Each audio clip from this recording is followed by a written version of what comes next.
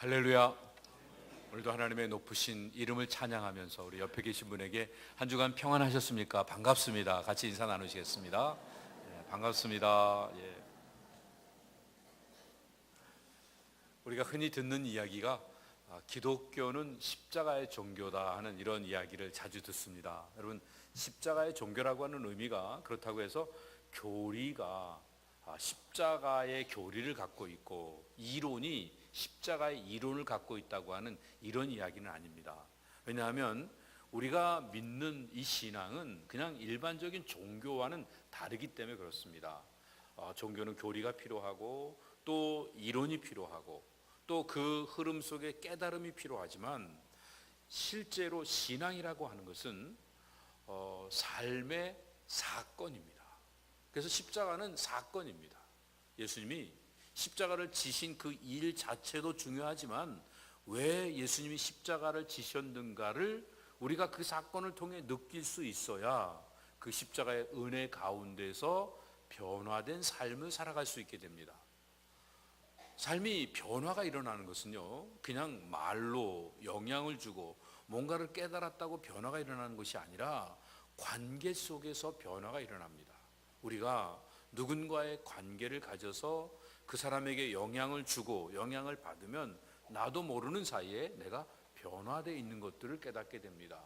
부부가 오랫동안 함께 살다 보면 서로 사랑하고 존경하고 인격적인 관계가 유지된 만큼 서로가 닮아가는 귀한 모습들을 우리가 발견하게 됩니다. 그런데 예수님 안에서 우리가 오랫동안 예수님을 믿는다고 하고 그 믿음을 통해서 우리는 구원받았다고 하면서도 죽어서 천국 가는 것에 대한 열망을 갖고 있는데 살아서 예수님을 믿는 것에 대한 기쁨도 없고 예수님을 따르기 때문에 뭔가 예수님을 닮은 그 영향력을 줄 수 있는 모습들이 미미하게 나타나거나 전혀 나타나지 않는다고 하면 우리 신앙을 점검해 볼 필요가 있습니다. 예수님께서는요, 가시는 곳마다 하나님 나라를 선포하십니다. 근데 하나님 나라를 선포하면 사람들이 기이하게 듣습니다. 야, 그런 나라도 있구나. 참 좋겠다. 사람들이 모여들기 시작합니다. 근데 사람들이 많이 모이면 그때마다 예수님 또 주시는 말씀이 있습니다. 내가 십자가를 지고 죽었다가 다시 살아날 것이다. 그래서 베드로가 예수님의 사람들이 나를 누구라고 하느냐, 뭐 이런 사람 저런 사람 얘기할 때 그러면 너희들은 나를 누구라고 하느냐고 할 때 주는 그리스도시요 살아계신 하나님의 아들이십니다. 하나님의 그리스도이십니다. 이 고백을 하게 되었을 때 예수님께서 내가 죽었다가 살아날 것이다. 십자가의 순환을 예고하셨습니다. 그리고는 베드로와 야고보와 요한을 데리시고 산에 올라가셔서 기도하시다가 호련히 영광스럽게 변화된 모습을 보여주셨습니다. 그때에도 예수님께서 내가 사람들에게 넘기우게 될 것이다. 그래서 십자가를 예고하셨고 예루살렘에 입성하시면서 많은 사람들의 그 추앙을 받으며 임금으로 대왕으로 모시고자 하는 호산나 찬양을 받으시기 바로 직전에도 내가 십자가에 넘겨져야 될 것을 그 순환에 대한 예고를 하셨던 것들을 보게 됩니다. 그런데 그때마다 사람들은 의아해하거나 예수님 곁을 떠나가 버리고 맙니다. 이유는 사람들이 하나님의 나라가 아름답게 이 땅에 임하는 것에 대해서는 열망을 갖고 있지만 내가 십자가를 지고 주님을 따라가야 된다는 것에 대해서는 마음에 부담스럽고 힘들게 생각하기 때문에 십자가라고 하는 단어와 희생이 자기와 실제적으로 연결되어지는 순간에 그것을 외면해 버리고 그리고 주님 곁을 하나 둘씩 떠나갔던 이런 내용들이 성경에 수없이 기록되어 있는 것들을 보게 됩니다. 오늘 본문에 있는 그 내용도 예수님께서 순환에 대한 예고를 이제 하셨었죠. 예수님이 그 베드로, 요한, 야고보를 데리고 산에 올라가셔서 변화되셨을 때 제자들이 봤을 때 얼마나 놀랍습니까? 그런데 더 놀라운 건 예수님만 변화되신 게 아니라 그 영광스러운 모습이 모세에게도 나타났고 엘리야도 나타나서 죽었던 그들이 예수님과 함께 같이 의논하고 대화를 나누고 있는 그 모습을 보면서 너무너무 좋아서 이렇게 고백하면 여기가 좋사오니 여기다가 초막 셋을 엘리야를 위하여, 모세를 위하여, 예수님 위해서 지었으면 좋겠습니다. 아주 강하게 대시를 하자 하늘에서 갑자기 구름이 싹 내려오더니 전체를 다 덮어버려서 앞을 분간 못하게 하고, 그리고 음성이 들립니다. 이는 내 사랑하는 아들이니 너희는 저의 말을 들어라.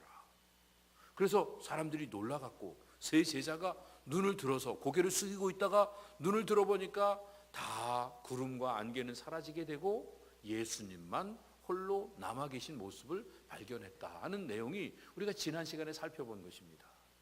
자, 분명히 눈앞에 펼쳐진 것은 모세도 있었고 엘리야도 있었는데, 다시 음성을 듣고 나서 눈을 떠보니 예수님만 남았다고 하는 이 사건을 통해서 우리에게 주시는 교훈은, 우리가 모세 율법도 필요하고 엘리야의 기적도 필요하고 예수님의 복음도 필요하고, 이게 다 함께 어울려지면 얼마나 좋을까. 우리가 신앙생활하면서 이런 도덕적, 윤리적 개념 속에서, 그리고 기적과 능력 속에서 많은 것들을 다 함께 누리며 사는 것, 이거 정말 우리 원하는 것인데, 실제로 살다가 보면 예수님의 복음은 싹 빠져버리고, 그리고 능력만 추구하고, 그리고 세상의 윤리와 도덕과 그리고 나의 관계 속에서 이익만 추구하는 이런 삶을 살다가 보면 결국은 모든 것들이 다 거치고 난 다음에 예수님만 남게 되는 상황에서는 아무것도 남을 게 없어진다는 사실을 일깨워 주시는 이런 교훈입니다. 그런데 가장 중요한 예수님을 빼놓고 율법의 모세를 쫓아가고 엘리야의 능력을 쫓아가는 이런 삶을 수없이 반복하고 있는 우리가 안타까우셔서 결국 남는 것은 예수님만 남는다는 사실을 오늘도 우리에게 말씀으로 일깨워 주시는 것입니다. 근데 왜 사람들은요, 모든 문제 그리고 모든 필요를 예수님 안에서 해결하려고 하지 않고 예수님 밖에서 해결하려고 할까요? 아니, 그것도 안 믿는 세상이 그런다고 그러면 그건 당연하겠지만, 예수님을 믿는다고 하고 예수님을 위해서 생명을 내놓는다고 하고 난 예수님만 바라보고 십자가의 길을 가겠다고 그렇게 굳은 각오와 결심을 했던 사람들이 실제 상황에 작은 문제 하나가 생겨도 예수님과는 관계없이 예수님 밖에서 문제를 해결하려고 하는 그 이유는 아마도 어쩌면 복음의 능력을 우리가 아직 깨닫지 못하거나 예수 그리스도의 그 생명의 가치가 얼마나 놀라운지를 우리가 발견하지 못하고 있기 때문이 아닌가, 이런 생각이 듭니다. 우리가 오해하지 말아야 될 부분은, 신앙생활하면서 우리가 기도하고 우리가 믿음 안에서 열심히 훈련받고 하면 우리의 능력이 충출해질 거라고 생각을 합니다. 근데 하나님은 아무리 기도해도 우리의 능력을 바꾸시지 않습니다. 우리가 능력이 좋아지는 삶으로 우리를 세우시는 것이 아니라 능력이 많으신 주님 안으로 우리를 초대하시고 그 주님이 우리를 다스리시도록 하셔서 우리의 삶 가운데 능력이 나타나시도록 하시는 겁니다. 근데 이걸 모르면 스스로가 능력 있는 사람인 줄 알고 행하려고 하다가 어느 순간 능력이 안 나가면 왜 이래? 이거 뭐야? 하나님 앞에 원망하고 안타깝게 짜증내는 이런 어리석은 모습을 반복하게 됩니다. 하나님은 우리를 사랑하시기 때문에 우리의 손에 능력을 쥐어주시는 것이 아니라 하나님의 손에 있는 능력을 받아 누리기 위해서 주님과 동행하게 하시고 주님을 마음에 모시며 살아가게 하십니다. 그래서 예수님 말씀하셨죠. 너희가 내 안에 내가 너희 안에 있으면 저절로 열매가 맺혀질 것이다. 그리고 너희가 원하는 대로 기도하면 그대로 다 이루어질 것이다. 그 능력을 우리 가운데 허락하시는 이유는 우리가 교만해지고 우리가 나태해지고 우리가 하나님을 멀리 떠나지 않고 하나님 안에서 참 생명의 능력을 누리도록 하기 위해서 주님이 우리에게 허락하시는 축복인 것입니다. 그런데 우리는 이런 모습을 좋아하지 않고 우리가 인생을 살아가면서 우리의 존재를 확인하는 일보다는 우리의 능력을 확보하는 일들에 더 많은 관심을 갖고 살고 있습니다.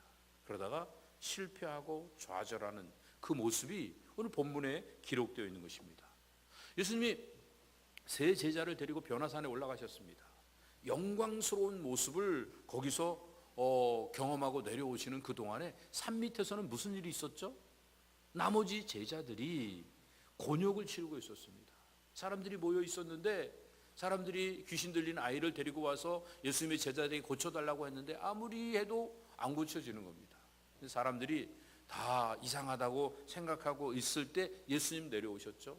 그러니까 그 아이의 아버지가 이 아이를 데리고 예수님께 고쳐달라고 하고 예수님이 데려오라고 하고 그 아이를 고쳐서 그 아버지에게 다시 돌려주시는 이런 사건이 오늘 본문에 기록되어 있는 것을 봅니다. 근데 여기서 우리는 그 본문이 우리에게 두 가지를 보여주시는 것을 놓치면 안 됩니다. 하나는 이 아이가 얼마나 고통 가운데 어려움을 당하고 있는지, 귀신에게 끌려다니면서 이리저리 내 동댕이 쳐지고 고통 가운데 신음하고 있는 것이 오늘날 우리 현실의 모습입니다.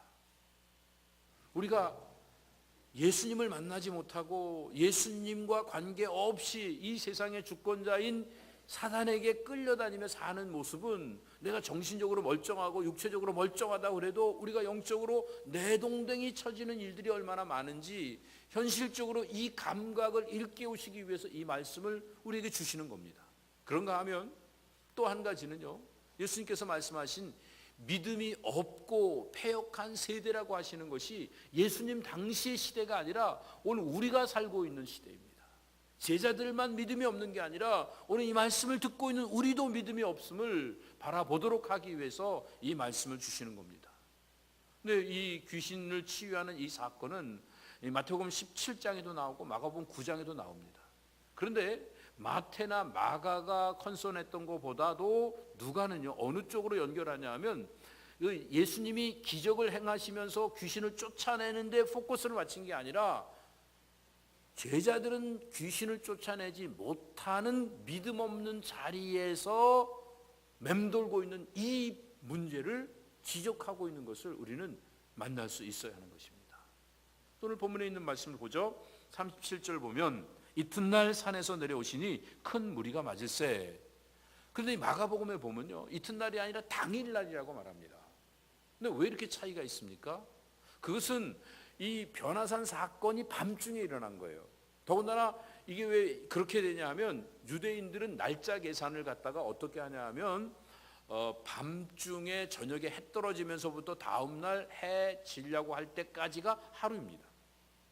그런데 그냥 일반 로마력으로 한다 그러면은 뭐 12시고 자고 일어나면 또 하루가 새로 된 거잖아요. 그러니까 이 개념이 다른 거예요. 그래서 어떻게 보면 이튿날이 되는 거고 어떻게 보면 당일날이 되니까 밤중에 일어난 일들이 마가 입장에서 유대력으로 계산을 하면 이게 당일날이 되는 거고, 그리고 로마식으로 이렇게 우리가 계산을 그냥 한다고 그러면 어제 자고 아침에 일어났으니까 이거는 또 오늘 일어난 일이니까 이거 해 뜨고 난 다음에 일이니까 그 당연히 이튿날이다 이렇게 표현을 한 거니까 차이가 없다는 것을 여러분들에게 말씀을 드립니다. 그 다음에 중요한 것은 사람들이 많이 큰 무리가 모여 있었다. 근데 왜 모여 있죠? 그 귀신 쫓아내는 거 안 쫓아내는 거 그거 보려고 모인 게 아니라 사람들이 예수님이 가는 곳마다 모여든다고 그랬었죠. 그 분위기 속에서 지금 예수님이 세 제자만 데리고 멀리 떠나셨어요. 근데 어디 가셨는지 사람들이 무리들은 군중들은 모르고 있는 거예요. 그런데 지금 군중들이 가만히 보니까 많은 제자들이 여기 남아 있거든요. 그러니까 언젠가는 예수님이 오셔서 제자들을 데리고 가실 거라고 생각했기 때문에 예수님을 기다리던 많은 무리들이 그 산 아래서 함께 모여 있던 것입니다.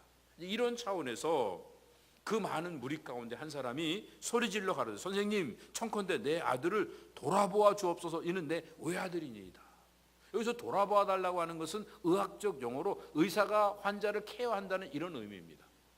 그런데 보통 다른 데서는 불쌍히 여겨주시옵소서 그랬는데 실제적으로 이 아버지가 어떻게 요구하는지를 이 의사인 누가는 이렇게 연결해서 돌아봐 달라, 케어해 달라고 이야기를 하고 그 다음에 이 아이의 아버지가 얼마나 니드가 강한지를 설명하기 위해서 내 아들이 외아들이다라고 하는 사실을 일깨워주고 있습니다. 아들이 귀하지 않은 아들이 어디 있고 여러 아들이 아프지 않은 아들이 그 뭐 이렇게 또 안타깝지 않은 아들이 어디 있겠습니까? 그러나 이 귀신 들린 아이의 아버지가 얼마나 간절한지를 객관적으로 더 강조하기 위해서 외아들이라고 하는 이 내용을 연결시켰던 것을 보게 됩니다. 그러면서 표현을 합니다. 귀신이 저를 잡아 졸지에 부르짖게 하고 경련을 일으켜 거품을 흘리게 하며 심히 상하게 하고야 겨우 떠나가나이다. 귀신이 하는 일이 뭐예요? 첫 번째는 하나님의 일을 방해하는 겁니다. 두 번째는 사람들로 타락하고 죄를 짓게 해서 두려움 가운데 살게 만드는 겁니다. 그 방법이 뭐예요? 거짓입니다. 사탄은 늘 거짓으로 하나님의 일을 회방합니다. 그리고 사람들이 하나님에게서 멀리 떠나도록 두려움 가운데 하나님께 접근하지 못하도록 하는 이런 일들을 사탄이 하고 있습니다. 그러니까 사탄의 지배하에 있는 이 아이가 얼마나 심한 고통을 갖고 그리고 이렇게 어려움을 당하고 있겠습니까? 이거를 이 마태는 간질병이라고 표현했고 마가는 벙어리 귀신 들렸다고 했는데 이 누가는요 여기다 귀신 푸뉴마라고 하는 영으로 썼어요. 그 이유는 지금 이 상황이요 그냥 아이가 불쌍히 이 지금 불쌍한 가운데 고통을 당하고 있다 이 얘기를 하려고 하는 게 아니라 그리스도와 하나님 나라를 건설하는 그리스도와 하나님의 나라를 방해하는 사탄과의 이 대적적인 싸움이 함께 연결되어서 대련하고 있는 그런 상황을 설명하기 위해서 이렇게 연결을 한 것입니다. 그런데 그 밑에 보면 심히 상하게 하고 그 다음에야 겨우 떠나가나이다. 아포코레이 하는 이 말은 과거에도 떠나갔었고 지금도 떠나가고 앞으로도 떠나갈 것이라고 하는 이런 차원에서 이야기입니다. 그 이야기는요 이게 한 번 두 번의 일이 아니라 계속적으로 지난번에도 애가 이렇게 심하게 막 온 상처를 받게 만들고 그리고 떠나가 버렸는데 조금 있다가 보니까 또 이 아이가 또 그런 일을 하고 있습니다. 이제는 다시 안 그럴 줄 알고 다 잠재워진 것 같았는데 또 그러고 있습니다. 그러니까 앞으로도 또 그럴 것 같습니다 라는 차원에서 이렇게 접근을 하고 있는 것입니다. 그러면서 뭐라고 예수님께 리포트를 하냐 하면 당신의 제자들에게 내어 쫓아 주기를 구하였으나 저희가 능히 못했습니다. 그 얘기는 제자들이 잘 못했다고 고자질을 하는 그런 차원에서가 아니라 당신의 제자들이라는 차원과 예수님을 같이 연결시켜서 제자들의 능력이 없음과 관계없이 예수님은 능력이 많으시다는 것을 믿고 예수님께 문제를 가지고 와서 맡기고 있는 것을 보게 됩니다. 자, 제자들의 모습을 살펴보세요. 제자들은 예수님하고 함께 갔던 제자들은 예수님에게 어떤 감정을 안겨줬습니까? 겟세마네 동산에서도 그렇게 하셨지만 이 지금 변화산에서도 뭐하러 올라가셨어요? 기도하러 가셨잖아요. 세 제자 데리고 앞으로 십자가를 질 것을 바라보며 기도하러 가셨는데 제자들은 쿨쿨 자고 있는 모습을 보니까 얼마나 안타까우십니까? 예수님의 마음을 읽지도 못하고 지금 돌아가는 상황도 느끼지도 못하고 이렇게 쿨쿨 자고 안일한 현실 가운데 빠져있는 그 모습이 너무너무 안타까우셨습니다. 실망감을 가지셨을 거예요.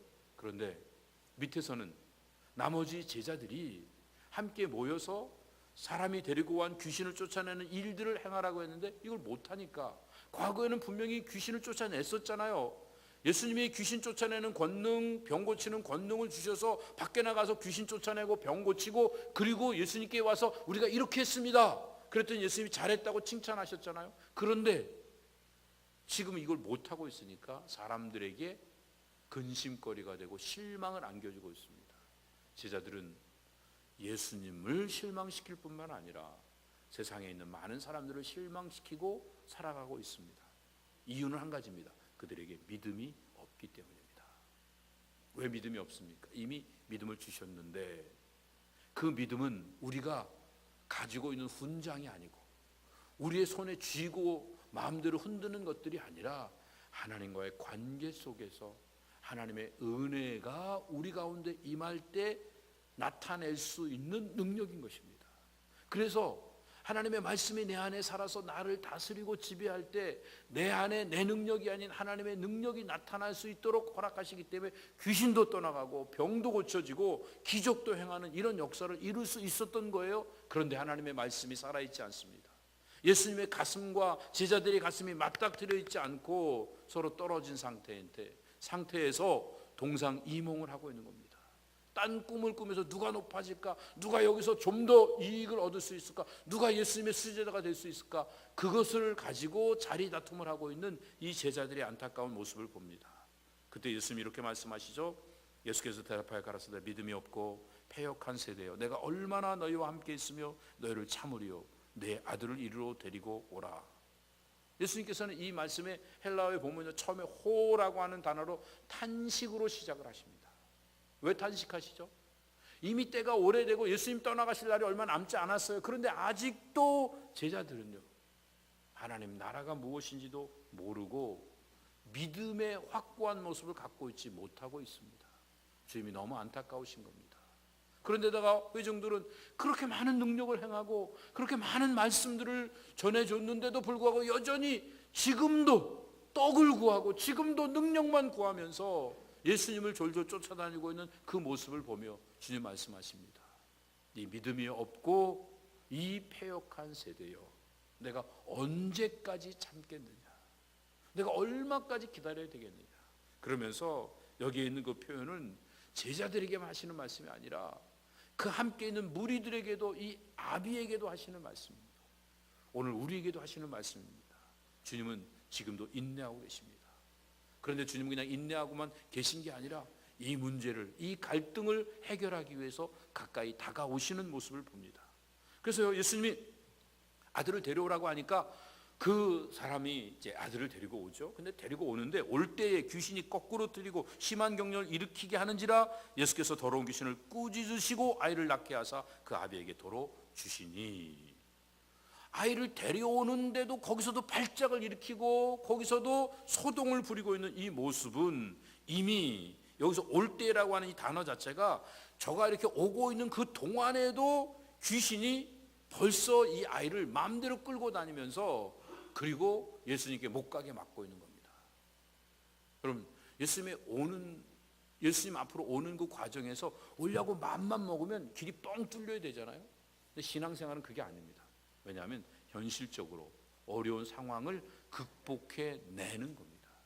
가만히 있는 게 신앙이 아닙니다. 여러분, 옛날에 나이키 신발 선전했던 거 기억나시죠? 예?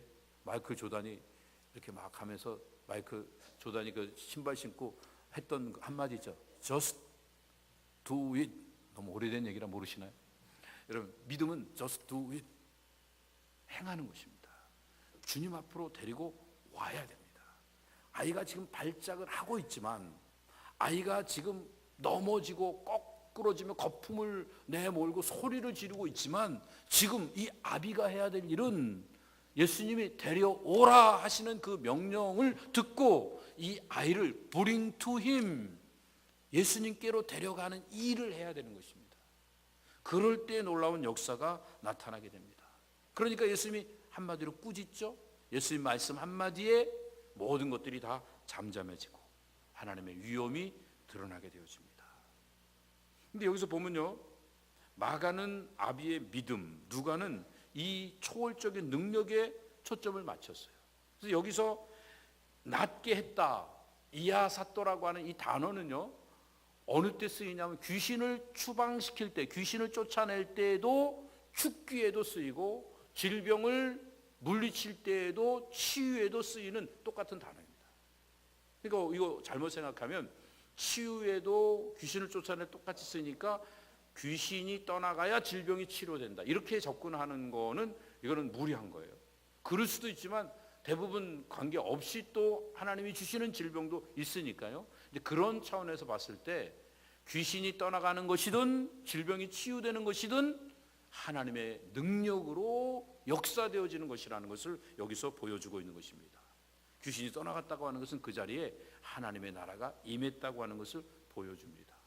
하나님의 나라를 선포하라고 제자들을 파송하신 예수님께서 실제로 이 땅에 하나님 나라를 보여주시는 이 모습을 나타내십니다. 그러니까 43절에서 사람들이 다 하나님의 위엄을 놀라니라. 저희가 다 그 행하시는 모든 일을 기이 여길새 예수님께서 제자들에게 이르시되, 예수님께서 제자들에게 뭐라고 말씀하시니까 너희는 이 말을 귀에 담아두어라. 인자가 장차 사람들의 손에 넘겨지게 될 것이다. 하나님의 위엄은 어떻게 드러납니까? 예수님이 변화산에서 영광스럽게 변화된 모습을 통해서 제자들에게 위험이 나타났죠. 귀신 들린 아이를 고쳐주시는 사건을 통해서 사람들에게 하나님의 위엄이 드러났죠. 그래서 무리들이 저절로 그걸 보면서 마음속에 가졌던 느낌이 하나님이 과연 이렇게 살아서 역사하시구나, 하나님의 위엄을 느낄 수 있었던 거예요. 그런데 예수님 뭐라고 말씀하시냐면 그 위엄을 보는 순간에 너희는 내가 지금 하는 말을 마음에 담아 두어야 된다. 무슨 말씀하시면 내가 장차 사람들의 손에 넘겨지게 될 것이다. 십자가에 죽을 것이다 말씀하십니다. 자, 이 말씀은요 아주 간단한 의미입니다. 지금 너희들이 제자들에게 내가 영광스럽게 변화된 거 봤지?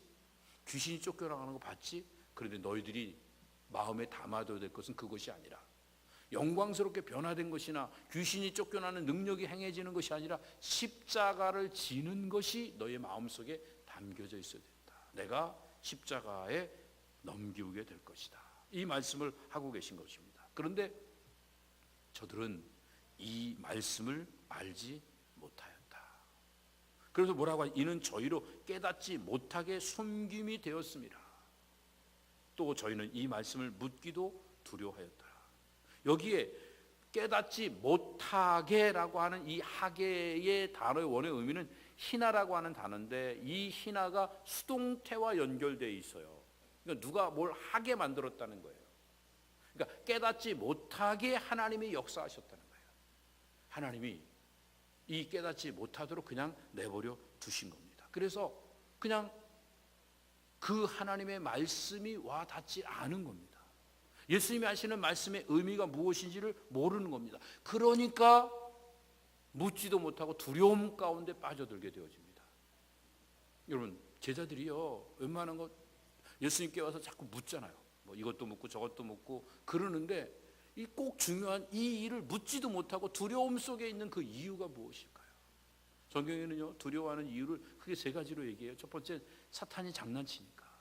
사탄은 우리를 항상 두렵게 만듭니다. 그거 해서 될까 안 될까, 항상 두려움 가운데 우리를 끌고 갑니다. 사탄의 역사로 두려워하게 됩니다. 두 번째는 죄를 지면, 하나님 앞에 죄를 회개하지 않을 때 우리는 두려움이 생기게 됩니다. 죄진 사람은 누가 뭐라 그러지 않아도 늘 도망다니고 늘 피해 의식을 가지고 살게 마련입니다. 세 번째는 이제 재난을 만날 때, 어려움을 만날 때, 고통 가운데 있을 때 우리가 두려울 수 있습니다. 그런데 이 두려움을 해결하는 방법은 한 가지예요.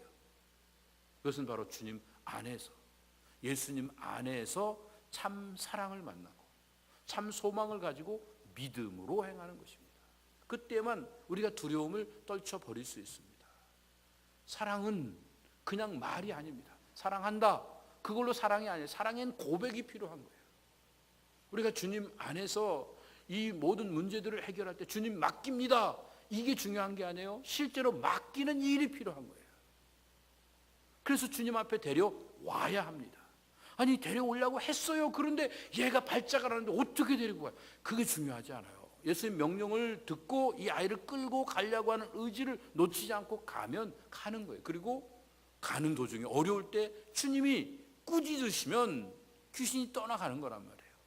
문제가 해결되지 않을 것 같은데 문제를 주님 앞에 내어놓고 기도하며 주여 도와주시옵소서, 불쌍히 여겨주시옵소서 주님께 맡기는 그 순간에 역사가 일어나는 거란 말이에요. 그런데 우리는 문제를 해결하죠. 이건 안 돼. 약 먹어도 안 되고 상담받아도 안 되고 이거는 사람들한테 도움을 요청해도 안 되고 내가 이렇게 노력해도 안 되고 이렇게 시도를 해봐도 안 돼, 안 되는 거야. 그러고 있으면 절대로 안 되는 거예요. 자, 오늘 우리가 해야 될 일이 무엇인가? 오늘 여기에 보면요, 우리 주님께서 우리에게 주시는 그 말씀, 이 말씀은 이 두려움에서 벗어나도록 하기 위해서 우리에게 사랑을 요구하고 있습니다. 성경이 늘 강조하고 있는 내용이 있죠. 사랑에는 두려움이 없나니. 사랑은 말이 아니라 고백이어야 된다고 말씀드렸습니다. 제가 가끔씩 제 아내에게 사랑한다고 이렇게 표현을 하면 꼭 덧붙이는 말이 있습니다. 말로만. 맨날 벌써 이제 결혼 주년이 벌써 34주년이 돼가나요? 그렇거든요. 근데 뭐 20주년 될 때는 기다려봐 그래 놓고 또 그날 또 밤에 12시에 들어가고 또 뭐 25주년은 그때 은혼식이잖아요. 그때도 뭐 그냥 한 해만 더 견뎌봐. 그런데 벌써 30주년도 훌쩍 넘어가고 이렇게 계속 넘어가다가 하여튼 제 아내의 특징이 잘 넘어가 주는 게 참 감사한 일인데 언제까지 넘어가 줄지 모르겠어요. 이제 뭔가 내가 사랑한다고 하면 사랑의 표시가 연결이 돼야 돼요. 느낌이 있어야 되겠죠. 우리 주님 앞에 내가 주님을 사랑합니다 고백이 중요한 거란 말이에요. 말로 사랑한다는 게 아니라 고백은요 뭔가가 있잖아요. 누군가한테 사랑을 고백할 때 뭐 반지를 주든지 아니면 꽃을 주든지 아니면 뭐 카드를 주든지 그래서 고백을 하잖아요. 마음을 담아서 실제로 삶을 움직이는 일들이 필요하단 말이에요. 그래서 사랑이라고 하는 건 뭐냐면 not just feeling but work. 사랑의 수고가 필요한 거예요. 감정이 아니에요.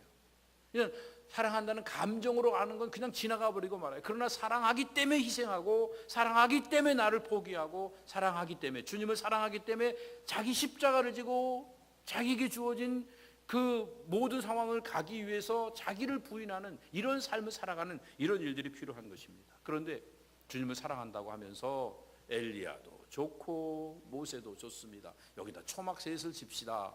아직도 그러고 살고 있는 거거든요. 예수 그리스도만이 우리의 참 생명이 아니라 예수님의 복음도 필요하지만 율법도 필요하고 능력도 필요합니다. 그 능력 없으면 어떻게 살아요? 힘들어서. 그러나 주님 안에 있으면 능력도 저절로 나오고 또 복음의 그 은혜도 저절로 흘러나온다는 사실을 우리가 놓치고 살고 있는 것입니다. 이것을 놓치고 있는 사람들은 마치 제자들이나 서기관들처럼 앞에 고통하고 있는 아이와 그 아이의 아비를 보면서도 논의하고 있는 거예요. 지금 이게 옳으냐 저게 옳으냐 이렇게 해야 되느냐 저렇게 해야 되냐 이걸 먼저 하느냐 저걸 먼저 하느냐 이걸 따지고 있는 거예요. 우리도 신앙생활하면서 누가 더 정당한가 누가 더 폼나는가 누가 더 열심히 있는가 이런 것만 따지고 있으면 아무런 능력도 나타나지 않고 생명의 역사가 나타나지 않습니다. 여러분 우리가 지금까지 살아오면서 결국 인생에 남은 게 뭐가 있습니까? 왜 남은 게 없는 거죠? 주님을 초청하고 그 초청한 주님을 따라가는 삶을 살지 않은 것들은 아무것도 남지 않습니다. 산 위에서는 영광스러운 주님의 변화된 모습이 있지만 산 밑에서는 이 사탄이 극악을 부리면서 비극과 절망의 소용돌이 속에서 맴돌고 있는 이 모습이 바로 우리의 현실인 것입니다. 예수님 뭐라고 하십니까? 믿음이 없고 패역한 세대요. 그 사람들에게만 하시는 말씀이 아니라 우리에게 하시는 말씀입니다. 그 세대의 특징은 무엇입니까? 믿음이 없고 패역하니까 사탄에게 끌려다니면서 이리저리 내동댕이 쳐지고 여기저기 상처투성이고 그 속에 아프다가 아우성치면서 악각거리고 살고 있는 이 모습. 그래서 더 이상 그렇게 살지 말라고 주님이 이렇게 말씀하십니다. 그때 너희가 그 가운데서 행하여 이 세상 풍속을 쫓고 공중의 권세 잡은 자를 따랐으니 곧 지금 불순종의 아들들 가운데 역사하는 영이라. 지금 왜 이렇게 살고 있느냐? 사탄에게 끌려다니기 때문이라고 우리에게 일깨워주고 계십니다. 더 이상 논리로 교리로 그리고 이론으로 사는 삶이 아니라 실제로 리얼리티를 가지고 신앙의 참 사건을 만나면서 살아갔으면 좋겠습니다. 주님과의 믿음의 사건을 만드는 일들이 필요한 것입니다. 내 인생은 내가 만듭니다. 내가 어떤 기억을 갖고 있느냐가 내 인생입니다. 여러분 스스로 불행한 기억, 상처받은 기억만 계속 반복하고 살고 있으면요 나는 불행한 사람이 됩니다. 그러나 사랑받은 기억, 은혜받은 기억, 축복받은 기억 이것들을 계속 반복하고 살고 있으면 어떤 환난과 역경을 겪어왔어도 그건 아무 상관이 없고 나는 행복한 사람으로 삶을 살 수 있습니다. 좋은 교회가 어떤 교회가 좋은 교회일까요? 좋은 교회는 좋은 사건의 기억들을 만들어가는 것입니다. 좋은 사건의 기억을 만들어가기 위해서는 공허한 상처들을 자꾸 떠올릴 필요가 없어요. 살다 보면 누군가에게 또 괄세받을 때도 있고 누군가에게 힘든 일을 당할 때도 있는 거 아니에요. 그걸 계속 반복하면 나는 그 자리에 머무는 거예요. 그러나 주님이 주신 사랑, 은혜, 이렇게 좋은 형제 자매들과의 아름다운 교제 이것들에 대한 감사로 자꾸 바꿔 나가다 보면 우리의 기억은 아름다운 기억으로 바뀌어지면서 그 안에서 좋은 교회, 좋은 가정, 좋은 성도가 되어서 하나님 앞에 영광 돌리는 귀한 삶을 살아가게 됩니다. 마가복음에 보면 예수님의 제자들과 서기관들은요 그 귀신 들린 아이와 아비에겐 관심이 없고 서로 누가 잘났는지 변론만 합니다. 그러다 보니까 결국은 아무 역사를 일으키지 못하고 있는 이런 모습을 보게 됩니다. 오늘 우리가 스스로 이 세상이 지금 어떻게 흘러가고 있는지에 대한 관심은 없고, 내가 어떻게 살아남을 것인가, 나 하나 어떻게 잘 살 것인가, 이 관심만 가지고 인생을 살다가 보면 결국은 무자비한 삶을 살게 됩니다. 우리 앞에 쓰러져 가는 사람이 있어도 우리는 그냥 지나쳐 버리는, 선한 사마리아인의 그 비유에 나오는 이런 일들을 우리가 역할을 할 수 없게 됩니다. 레위인이나 제사장, 또 이런 유대인과 같은 이런 역할들은 다 놓쳐버리게, 이런 역할로 우리의 자리를 놓쳐버리게 되고, 결국은 우리는 나 하나 위하다가 아무것도 남지 않는 인생으로 끝날 수밖에 없게 되는 것입니다. 예수님은요, 산 위에서 변화되셨다가 이렇게 나타난 이 현상을 보니까 너무 안타까우시죠. 근데 그걸 그냥 지나치지 않으시고요, 그들에게 다가가셔서 믿음이 없고 패역한 세대의 문제를 해결하기 위해서 아이를 데려오라고 말씀하십니다. 우리의 삶의 현상은 갈등입니다. 회의입니다. 이 갈등과 회의를 주님 앞으로 가지고 와야 합니다. 이 갈등을 해결하는 방법이 무엇입니까? 우리의 사명입니다. 사랑입니다. 사명 붙잡고 우리가 선교에, 구제에, 장학에, 건축에 이 사명 붙잡고 죽어가는 영혼들을 구하기 위해서 우리가 비지팅하고, 그리고 더 나아가서 그들에게 예수님을 소개하고 예수님의 초청장을 전해주는 인바이팅을 하고, 그리고 그들 안에서 열매가 맺을 수 있도록 포지셔닝을 하는, 우리가 그들의 말씀을 전해주고 그 말씀이 능력이 되어질 수 있도록 주님이 우리 안에, 우리가 주님 안에 사는 삶을 보여주는 이런 삶을 산다고 하면, 그러면 우리 앞에 펼쳐져 있는 귀신에게 끌려다니고 있던 사람들이 그 노임을 받고 생명을 얻는 귀한 역사가 주 안에서 나타나게 될 것입니다. 사랑하는 배단위 성도 여러분, 제자들이 원래는요 다 능력 행하던 사람들입니다. 근데 왜 갑자기 능력을 못하게 됐죠? 이유는 한 가지입니다. 믿음이 없어진 겁니다. 능력이 없어진 게 아니라 믿음이 없어진 거예요. 왜 없어진 거죠? 믿음을 지속적으로 갖고 있도록 주님과의 관계가 단절되어진 겁니다. 오늘 우리에게 가장 큰 불행은요, 주님과 관계없이 신앙생활을 하고 있다고 하는 것입니다. 예수님의 십자가와는 전혀 관계없이 내 원함을 채우기 위해서 하나님을 찾고 있다고 하는 것입니다. 이거보다 더 큰 불행이 어디 있겠습니까? 우리 중에 누가 진짜 믿음이 좋은 사람입니까? 열심히 있는 사람입니까? 아니면 능력 있는 사람입니까? 지혜가 있는 사람입니까? 진짜 믿음 좋은 건요, 우리가 기도하면 하나님이 때로는 응답하시고 때로는 응답 안 하세요. 근데 응답하셔도 안 하셔도 관계없이 주님을 따라가는 자가 믿음이 있는 자란 말이에요. 근데 우리는 내가 원하는 대로 되면 열심히 하고, 내가 원하는 대로 안 되면 손 놓고 그냥 너네들끼리 한번 해봐라, 그러고 있으면 그건 믿음이 아니란 말이에요. 거기엔 아무런 능력도 나타나지 않는단 말이에요. 왜 우리가 기도하는데 능력이 나타나지 않는가? 이유는 단 한 가지예요. 우리가 주님 안에 있지 않기 때문에 그렇습니다. 아니, 정욕으로 쓰려고 기도해도 안 응답된다 그러는데, 주님과 관계가 없고 주님 바깥에 있으면 정욕을 구하죠. 그렇지만 주님 안에 있으면 주님의 뜻을 구할 거 아니에요. 주님이 내 안에 나를 다스리시니까. 그러니까 우리의 문제는요, 내 안에 주님이 살아 역사하시는가, 주님과의 관계가 아름답게 유지되고 있는가, 이것이 중요한 것입니다. 신앙생활이 재미없는 이유도 바로 믿음의 기도를 드리지 않고 정욕의 기도를 드리면서, 믿음의 길을, 십자가의 길을 걸어가려고 하지 않고 내 이기와 욕심을 채우는 세상의 영광, 부귀를 구하는 이 길을 걸어가기 때문에 가도 끝도 없고 얻어도 재미도 없는 이 삶을 살 수밖에 없게 되는 겁니다. 만약 우리가 겨자씨 하나일 만한 믿음만 있어도 우리의 삶은 토롤리 달라집니다. 확연하게 달라지는 겁니다. 말로는 저는 믿음으로 삽니다 그러는데요, 여전히 구하는 건 세상의 부귀 영화를 구합니다. 세상에 높아지는 걸 구합니다. 그리고 세상에서 당당하게 큰 소리 치고 싶어 합니다. 아니, 교회에 와서도 세상에서 큰 소리 못 치니까 교회에 와서라도 큰 소리 치려고 하는 이런 못난 모습이 우리에게 얼마나 많이 있습니까? 그러면서도 나는 십자가를 지고 주님을 따라가고 있다고 스스로 속고 있는 것은 아닌지 우리 자신을 돌아보았으면 좋겠습니다. 이제 우리 모두가 우리 안에 있는 이기와 정욕을 십자가 밑에 내려놓고 주님만 바라보는 아름다운 삶을 살아갔으면 좋겠습니다.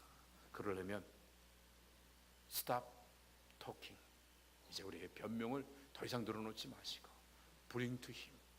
주님께 우리의 문제를 가지고 오고 우리의 소원을 가지고 오고 우리 인생을 주님 앞에 내려놓고 주님 인도하시는 그 길을 믿음으로 한 걸음 한 걸음 순종하여 걸어가서 하나님의 영광을 드러내고 하나님 안에서 참 평강과 자유를 누리는 배단이 모든 성도들 다 되시기를 예수님의 이름으로 축복합니다. 아버지 하나님, 은혜 감사합니다. 믿음으로 살기를 원합니다.